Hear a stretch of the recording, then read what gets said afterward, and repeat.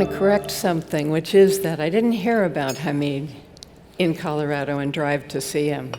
A friend of ours, a mutual friend, was going to Colorado to work there, and Hameed, she asked Hameed to go along. They were doing a process group together.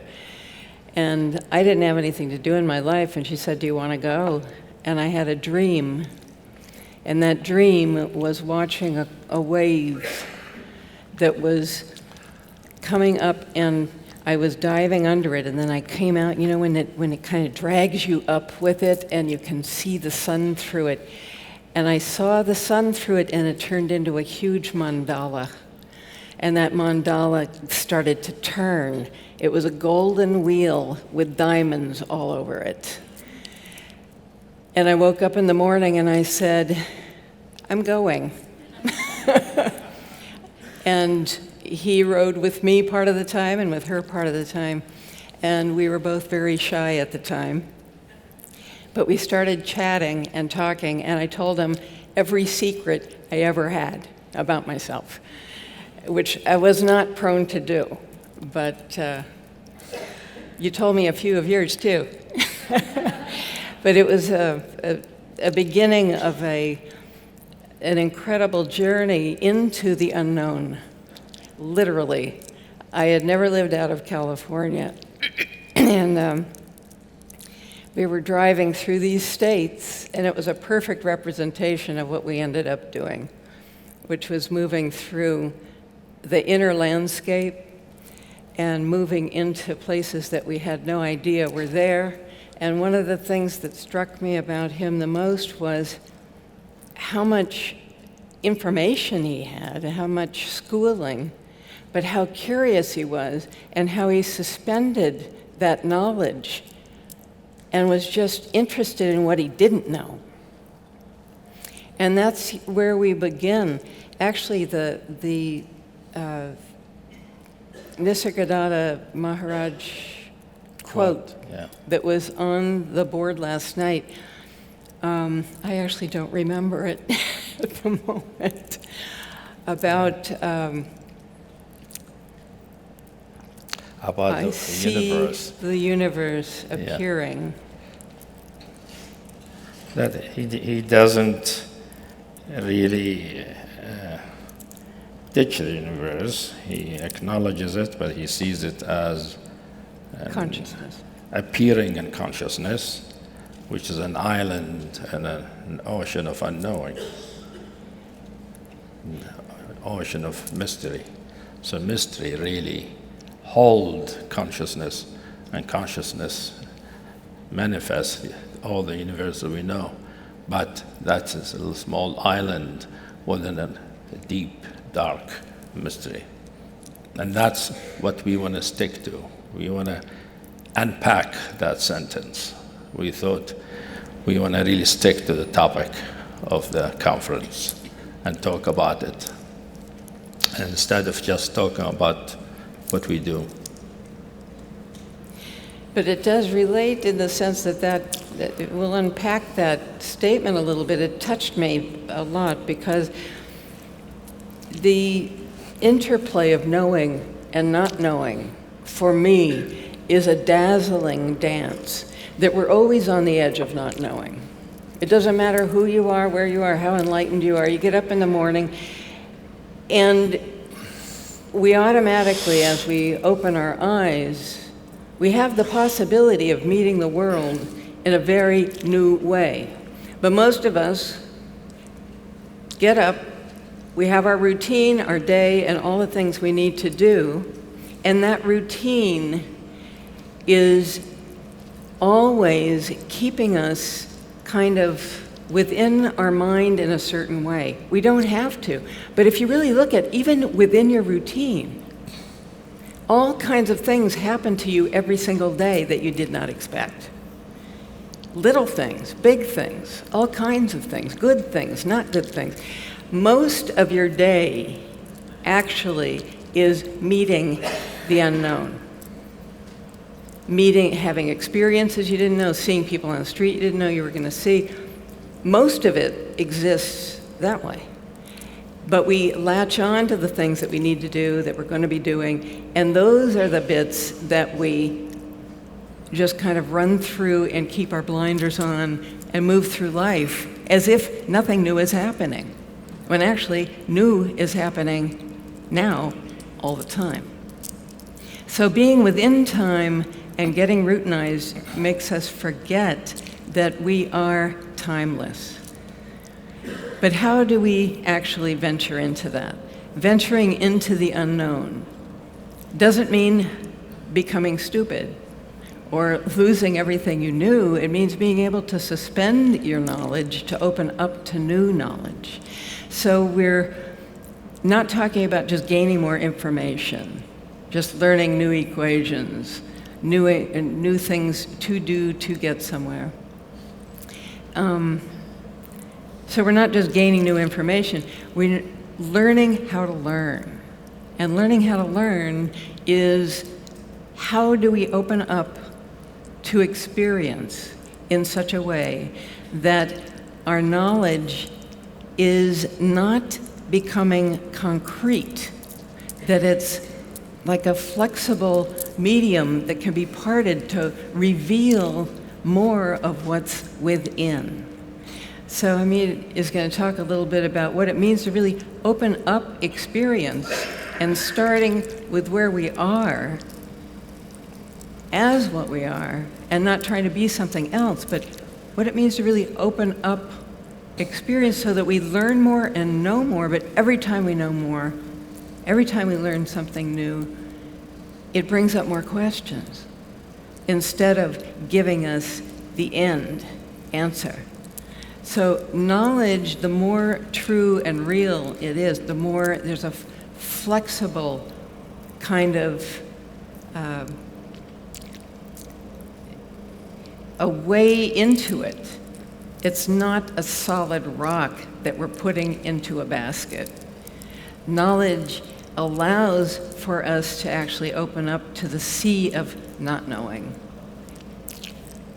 So, first of all, knowing and not knowing. In the ordinary sense, we all know there's a lot we don't know. You know something about your specialty, and you know there are many sciences and all kind of things that you don't know, right? And even if you're a scientist, a physicist, or chemist, you know that you don't know everything about the field. That kind of not knowing is ordinary, and it's not threatening. It means that you can learn it or study it. However, the question of not knowing and not knowing becomes important for us, becomes personally important when it comes to our experience of ourselves, our reality. When we're experiencing ourselves, do we really know what we're experiencing in its totality? Do we know everything about what we're experiencing? Do we know what and who we are? Do we know the reality that we're perceiving? Is it the way it shows itself? Is what I'm thinking really the true knowing of what's happening? And really, even in ordinary experience, when you say, well, I'm here this morning and I'm feeling a little sleepy or a little sad, you know something. But that is a very little part of what's happening to you. Your body is stiff in ways you don't know. You don't know how asleep you are or how awake you are. You don't know the little feeling you have, what's it about, what's bringing it about, what's it related to. There's so many things that we don't know. But we go about our life as if we know, right?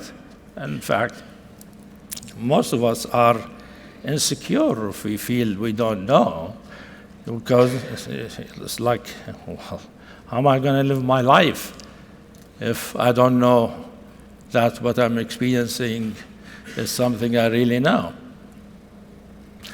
And it takes some kind of courage and some kind of humility to acknowledge to ourselves that we know something. It's true, but we don't know the whole thing. And there's a lot we can know that will illuminate what we already know and fills it out and unpack it. And that is just ordinary experience, everyday experience. Is really, there's so much mystery in it that we don't suspect. And of course, by exploring ordinary experience, which is our path, which is what Maurizio talked about last night, that each experience, if we really explore it, if we don't close the door and say, I already know it, I know I am such and such a person, I am this feeling or experiencing this thing, but say, yes, this is what I know, but what else don't I know? If I'm interested in discovering more, let's put it that way. But another quote from Nisargadatta, that what's important is not what you discover, is the process of discovery. It's the learning. Of really begin to inquire into and explore our ordinary experience, it is connected to everything else, because just like the non-dualist always saying everything is interconnected, it's always one. If that is the case, then any experience you have at any moment has to be connected with everything else, including what is people call the ultimate, or consciousness or awareness. You just need to understand it more fully. If you really understand more fully, you'll understand how does it come about? Where does it happen? A question like that leads us to recognize, oh, there is something, a field or a continuum that people call awareness. But even when people get into the field, have the awakening and experience consciousness, or experience what's called pure awareness, or the mystery, the feeling, okay, now I'm awakened, I'm enlightened, and I know it. And we thought that way too ourselves. But but the reality has got a lot more up its sleeve than that. It's just the beginning. And we find out even when we discovered consciousness, we realize that consciousness is the whole universe in its own. Just like the physical universe is a whole universe, we're just beginning to know it, actually. Even the physical universe, with all the knowledge that we know, it's just the beginning. It's going to go for thousands of years discovering more and more about the physical universe. The same thing about the spiritual universe. But that's actually what happened with us, too, is that one thing Maurizio said is that we created this path, which actually is not true. It dictated itself through us, and we kept discovering things and saying, okay, this is it. We found it. We discovered presence, consciousness, this incredible vastness. We felt we had made it, landed. We focused on it, that was it. And then something else started happening. And part of that was the interest in our experience. It was like, well, what is this consciousness? What is this feeling of this stuff? And everything looks so full and rich, and the whole world looked like a luminous presence that was so vivid and beautiful. It was like, this is fine. I could die now, and this is good. But something started to happen as we began to be interested in, what is this really? And that's the unknown that came. It was like mysterious. How can this luminous presence be there? And yet I can't move through it. What does that mean? But it brought out more of what it was, and we began to see that, in fact, underlying or within consciousness is the source of consciousness, that it's a greater mystery than just this filled out sense of a field of knowledge, of everything being pure knowing, that it too had a source that was much more mysterious than this kind of vivid field that was happening. And something just kept pushing us to explore, to go further, to go deeper. It's like we couldn't land. even when we wanted to. It's like, okay, we're settled, this is good. The desire to know kept arising out of this mysterious place that we couldn't even determine. So it was like a force moving through, dictating, come on, I'm not done with you yet. So it just keeps moving.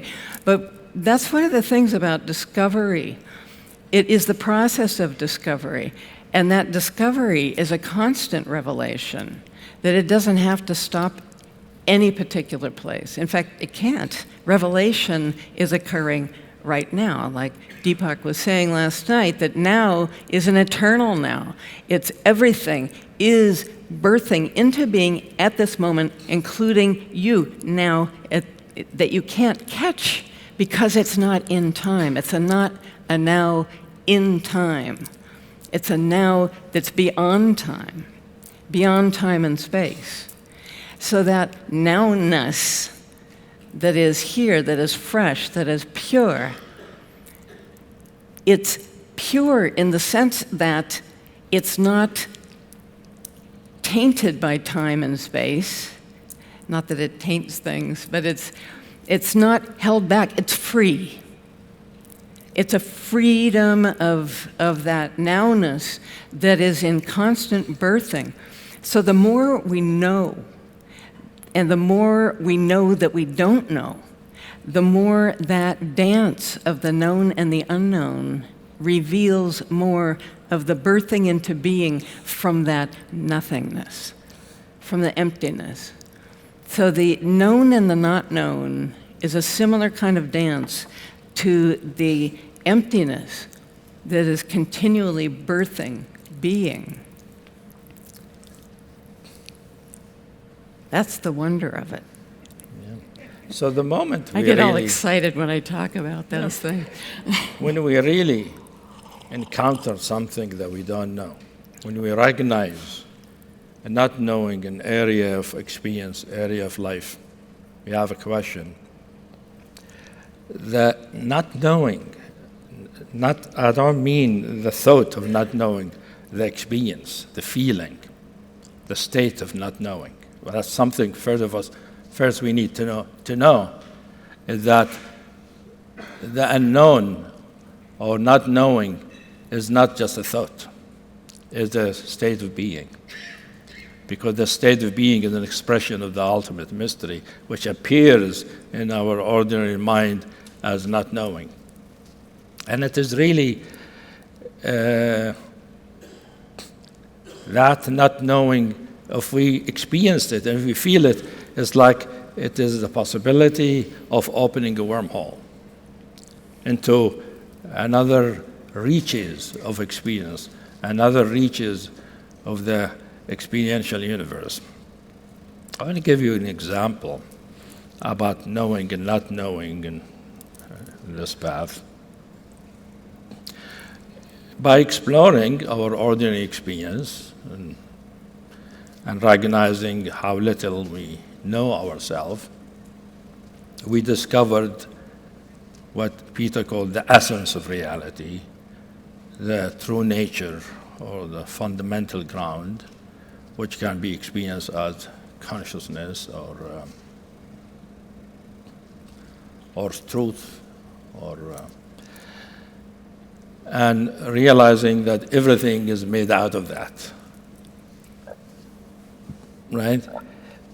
And from that place of experiencing that sort of luminosity or consciousness or the knowingness that knows itself, knows its very beingness, and that capacity of knowing its very beingness, and the first knowing, the same knowingness that knows all the particulars that arise within it, that we call ordinary experience.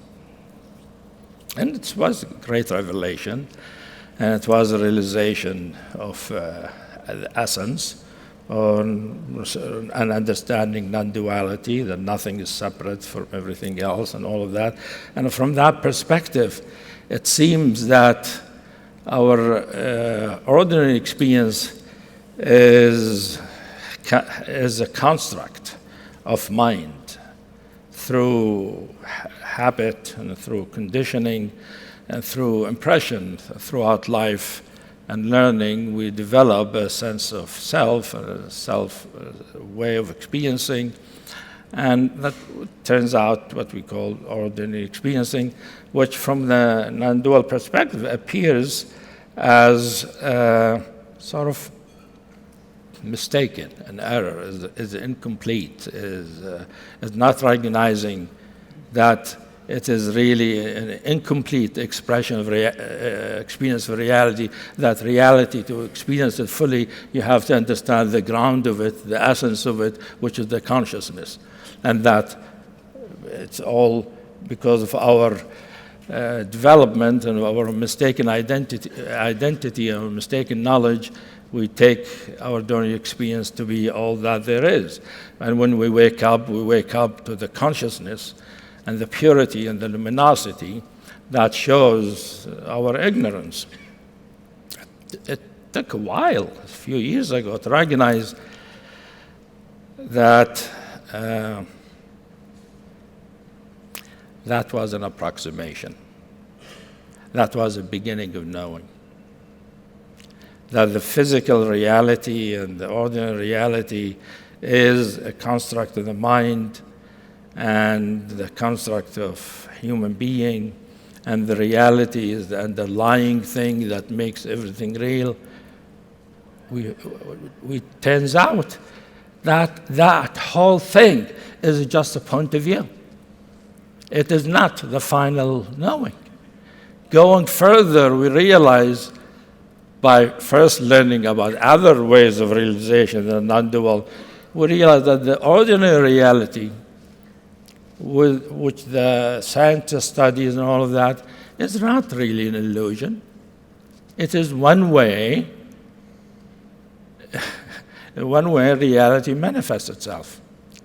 And I mean, the non-dualists are always contradicting themselves, just as we were contradicting ourselves when we were experiencing non-duality, which we say there's nobody but consciousness or the essence, and then we say all these human beings are constructing reality. Well, we just said there are no human beings, just consciousness, and they say we're human beings constructing reality. Not true. No human being ever constructs reality. It's all consciousness constructing everything. So one of the ways consciousness constructs everything is what we call ordinary reality. So ordinary reality is nothing but one way that being or true nature or God or consciousness manifests itself. And it is valid, true, and it's true. The reality does it through the human mind by giving the human mind certain beliefs and ideas, but it is creating the human mind and it is constructing the whole thing. So it turns out that what we call ordinary reality is really just as valid as non-dual reality. It is one way reality manifests. So I think the way scientists are going about studying it is completely valid. They're not wrong. They're discovering one way that reality manifests, and even enlightened people have to live in it anyway. They still have to be carried in cars, they still have to go to the bathroom, take showers and all that. They have to deal with the thing that science talks about and science constructs. So that's just an example of how arriving at the essence or the pure consciousness is not the end. There is more to reality. And I just gave you an example how reality can reverse itself. Shows there is one way experiencing reality, there is another way experiencing reality. Both of them are valid, both of them are good. One of them, the first one, tends to have more trouble. It's part of its characteristic, there is suffering. The other one has less suffering. So people like it. Right? And which is fine, that's how it is. It's good to have the freedom to go back and forth and the freedom to live in both at the same time, which actually enlightened people do all the time. They have to live in both. They can't just live in pure consciousness, even though everything is pure consciousness, because they still have to wipe their ass.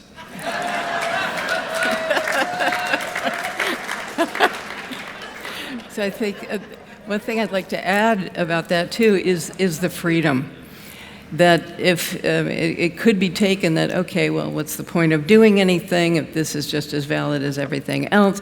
It's the matter of the freedom of being able to be flexible in one's point of view and not adhere to any particular knowledge and say, this is the knowledge that's correct. That is what keeps us from actually learning about other ways of looking at things. It's what actually keeps us from learning about each other just in the most conventional ways. By adhering to our view, we keep ourselves from actually understanding other people, understanding other things.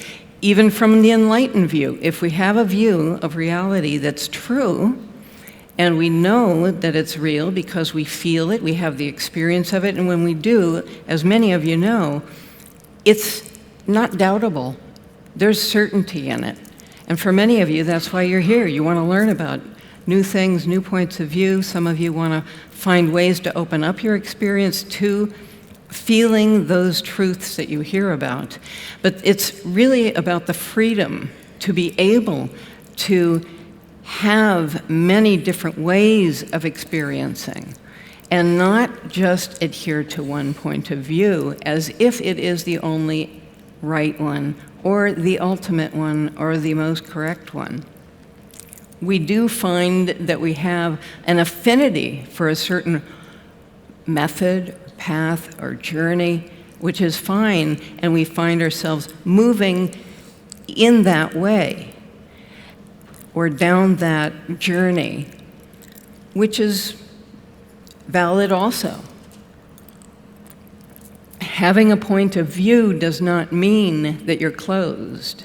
We can have a point of view that's open, but that we find ourselves move and like just having the point of view that all point of view are equal is also a point of view. But we need to be able to have the flexibility to honor every point of view. And also to be open to the possibility that we don't have the experience that someone else might, and to learn from that. So the freedom really is what we've become more interested in, is what is really freedom? And freedom requires being able to go into the unknown no matter how much you know. No matter how big your wisdom is, or how much of a knowledge base you have, without the unknown and the willingness to go into it, there really isn't freedom. There isn't learning, there isn't growing. So it's always to continue to, for me, to question. The unknown brings out more curiosity too. When it really touches you, when you actually have the experience of feeling the openness that's possible in our nature, it makes you more curious about what the possibilities are. I mean, if the universe is possibilities, we can go into any experience, open it up, and find something new, find something different, find something novel, find something that will lead us into greater depth, greater wisdom. And that's a continual process. And when we live that way, then when you get up in the morning, you don't have to just go through the routine. You can be open to the possibilities that are all around, all the time. It's much more magical that way. Routine happens. We need to do the things we need to do, but we don't have to close down the mystery because we have a life that requires certain actions. So that's the fun of it too, because it's not just about going into the unknown, feeling our consciousness, and being in a meditative state. It's about enjoying life to the degree that we can. And the more open we are to what's not expected, the more surprise there is. Then we can be surprised, delighted, and enjoy ourselves. Because it isn't just about fixing the things that are wrong or getting rid of suffering. It's also being able to express one of the greatest potentials human beings have, which is to be able to feel the pleasure and the joy of engagement with one another and engagement with the world. as it is, and doing the things we like to do, but being able to be real in doing them, to be in touch and present and available, to know we are the timelessness within time and space, being able to have the unknown and the known as an interplay that sets up a whole dynamic of learning and growing in every situation. And that's the fun of it. So a lot of times we get lost in the deep meaning of things, which is wonderful. But that deep meaning brings great lightness. And I mean, a weightless feeling and a levity that's really, it makes life fun and interesting. It's a happening. It's an event. So we don't want to forget about the fun bits. And the unknown and going into the unknown is what makes it fun. Makes it fun for me, anyway. Knowledge by itself is, for most people, is unknown. Meaning, we don't know how we know. What is knowing? We know, and we hear things, we read things, we study things, and we know a certain kind of knowing. We experience things and interact, and that we know. But what is this knowing? You know, how does knowing happen? What is knowing, and how does knowing happen, and what makes it possible? Where does it come from? I don't know if I want to answer that question, but I think it's good for us to ask the question. When we say, I know this, what do we mean? Do we mean just the information we have about it? Do you mean with thoughts we have about it?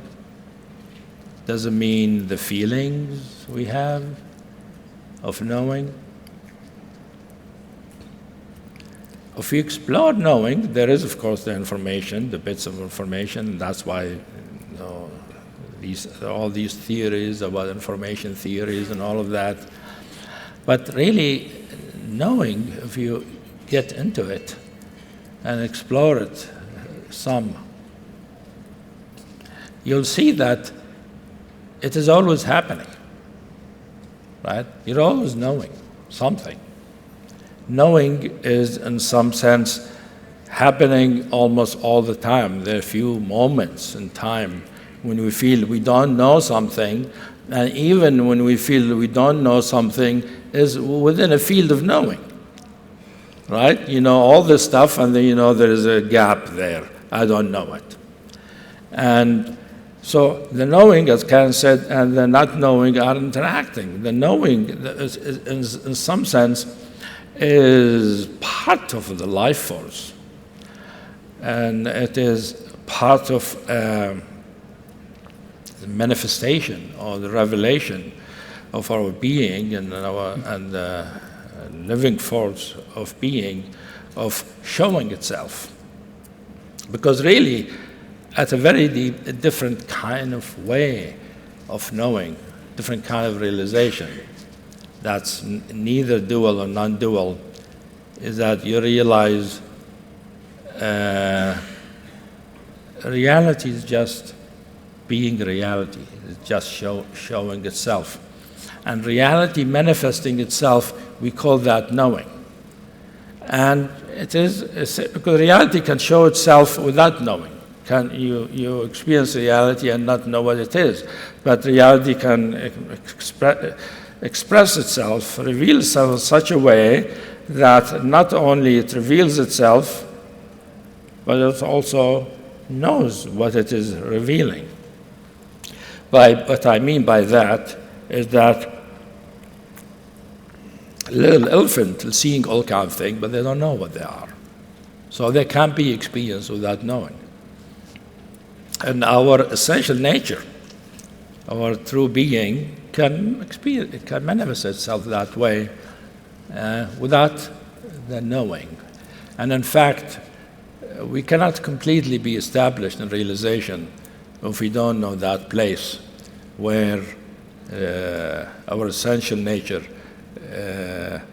we're being essential nature without a mind that knows it. We just it, whether we know it or not. But the thing is, I'm talking about knowing itself. That knowing itself is a mystery. Knowing itself hasn't been understood yet. Scientifically, science doesn't really know what knowing is, how that happened. We talk about neuroscience and all of that, but how does really knowing happen? What is knowing? It's a big mystery. Now, the spiritual tradition have more understanding of it, but that doesn't mean it's complete yet. There's some understanding of what knowing is, but it's a mysterious thing. Have you noticed? Knowing is something like a force that's always trying to extend its territory. It's dynamic and powerful and always expanding, and it's always of its nature. It when it expands, it takes over and shows and to expand its territory to get bigger, so there's more and more knowing. And it naturally happens. And it's not like it wants to do it, it's of its nature that being knows. And because fundamentally it's its nature to know its manifestation, and it needs to know its manifestation to know what it is itself, what is the source of that manifestation. And then again, so the knowing itself is a mystery, and the not knowing itself is a mystery. And the not knowing itself is a mystery that at the beginning means we don't know until we get to some place we realize knowing it as mystery is knowing. Because some way of experiencing being is that there is no way to say anything about it. There's nothing to know except that it is a mysterious thing. You know it. It's not know it. You are it. You live it. You're happy and you enjoy it, but you don't know what the hell you are. And that is the true liberation. As long as you know what you are, you have to reify it, you have to encapsulate it, you have to talk about it, write about it, and all of that, and it becomes a piece of knowledge. While reality can throw all that away and say, I am, you haven't captured me yet. And there's a lot more. In fact, you're not only 0.01%, you're even less than that. And there's a lot more to me. And that's why I think that both scientific knowledge is at the beginning, and great scientists said that. I remember a few months ago reading Roger Penrose, one of the most eminent mathematicians and physicists, and saying, we really don't know what an electron is. You know that? Physicists don't know what an electron is. They know how it behaves, but they don't know what it is. And he said, I think it's going to take us few scientific revolutions before we understand matter. Well, everybody thinks they understand matter. Here's the great physicist who says, no, we have some ideas.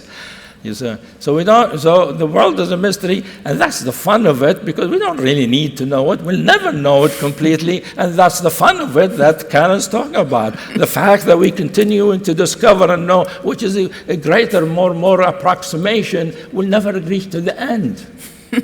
This calculus goes to the limit of zero. It never does that. Because here the zero is infinity.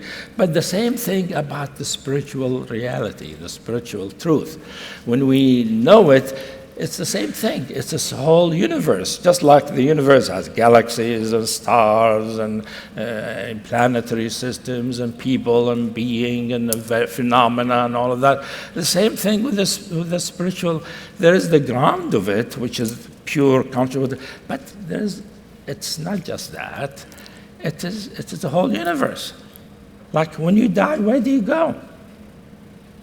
Do you just disappear? You just become pure consciousness and that's it? Some people tell me Ramana Maharshi, when he died, he just became everything. And I said, well, if he became everything, why are you still devoted to him? Why aren't you devoted to everything?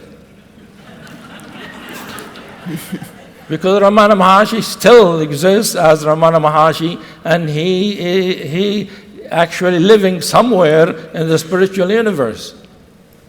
And I even told her, I could see him. He says he really likes you. Because you're very devoted to him. And I told her, well, and from what I see, he has friends. And he said, really? Who's his friends? Well, Mahar Baba, one of them. Turned out he and Mahar Baba got together. They were talking and learning from each other. So what I'm trying to say is that just knowing, just like saying, knowing the elementary particle, we know reality. Well, that's only part of reality, the elementary particle. Biology is not trying to learn about the elementary particles, right? Anthropology is not trying to learn about the they're trying to learn about other things, the mysteries of the universe. The same thing about the spiritual universe. Just by knowing the basic thing, that's an important thing. That brings freedom. But then what happens? How are you going to live? There's the details, the various things that happens in the life of realized individuals, which is a greater, more discoveries about that. First, more discoveries about what is this true nature? What is this? Is it consciousness? Consciousness, conscious of itself? What is it? Made out of atom or what? No, it's continuous. No, it is particulate. And then, it's really empty. No, it's really nothing. And this nothing is really, after a while, you can't even say nothing because my mind disappeared and there's nothing or something. Nobody knows. And then you realize you can be a nothing, a non-conceptual nothing. And they say, what's the hell is that? Non-conceptual nothing? I mean, unknowable nothing. And it keeps going. And that is the fun of it. That is what we think of living. And so when we're talking together, we're talking about those kind of things. Did you see this? Oh, yeah, how about that? And we can keep going and discovering more things. And for us, that's true living. And we will continue it after we die. We're not going to stop. It's true. Like we'd be in the midst of exploring this vastness and silence. Sometimes I'd walk through the kitchen and look at him, and we'd sit down and we'd start talking. I saw this thing. Oh, yeah, I saw that too. And I'd walk into the laundry room and walk back. I'll be back in a minute. I mean, in the middle of our life, we're like exploring these things and getting excited. And sometimes we're hitting an obstacle and feeling sad about it, or there's pain coming up, or suffering, or being sad about the suffering. But we're just talking, like the dynamism is part of the movement. It's like creates a drill. It's like, I don't know, but I do know something. I know something about my experience, but there's something I don't know. And those two are like the silence and the energy of being in a constant dance with each other that create a drill in our inner experience that starts to liberate all the stuff that needs to be seen, let go of, whatever it is, but takes us deeper and deeper and deeper. So we can go into the silence and the ground of that mystery and openness and emptiness. And then there can be this fountain that starts to emerge. I noticed when you were getting really excited, I started feeling this silent ground at the same time starting to happen. Like we balance each other sometimes we both get engaged in the same thing, set each other off. But that kind of a dynamic interplay can happen within us to open up our experience by just being where we are, being exactly where we are, and knowing that more completely, being open to the possibilities, begins that dynamic of letting something open up to reveal itself. That next step is your next step, but it's not a step away. It's a step that's not really a step. It's just something morphing and revealing a new possibility. It's opening up to the possibilities of your individual consciousness. So it's not a digging in or a stepping forward. It's actually this, what's here, this consciousness is revealing, moving into a new shape, opening up to something else, revealing something new about itself, like a morphing kind of creature, a changeling. And we're used to being one shape, but the more open we are to our experience, the more we shape-shift and move into new dimensions of experience. We can be like Odo in Star Trek, the guy in the bucket. He sleeps in a bucket, you know? He sleeps in a bucket because he has no shape. And he doesn't know what he's going to wake up to be the next day. So that is part of our potential, is that we open up to new experience. We morph new experiences if we're open to them. And then we can take what we know there and allow the not knowing to open us up further. Yeah, so part of the thing I think Karen was alluding to some time ago, which is the interface interaction between knowing and the unknown,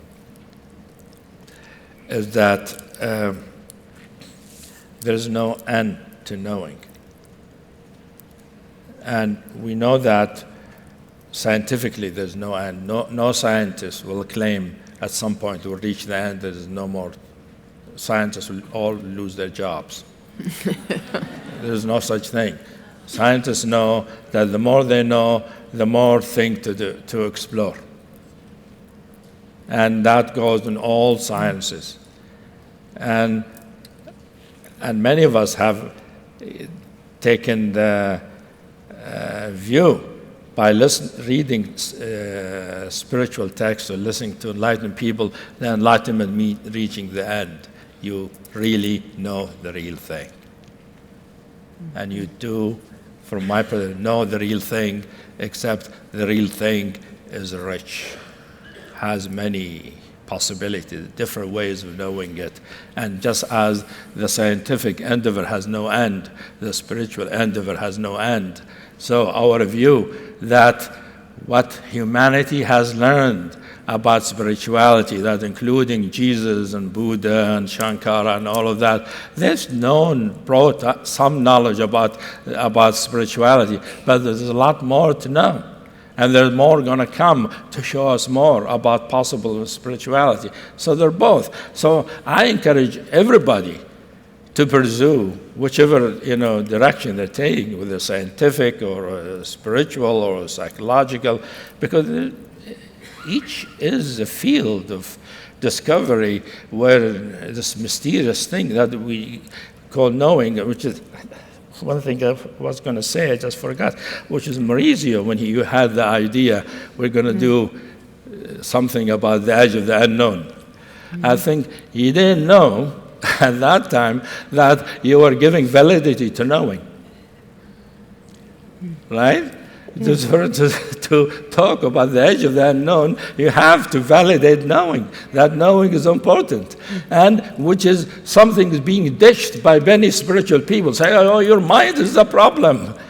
And we're saying here, no. It's the way you use it that's the problem. How can you know without mind?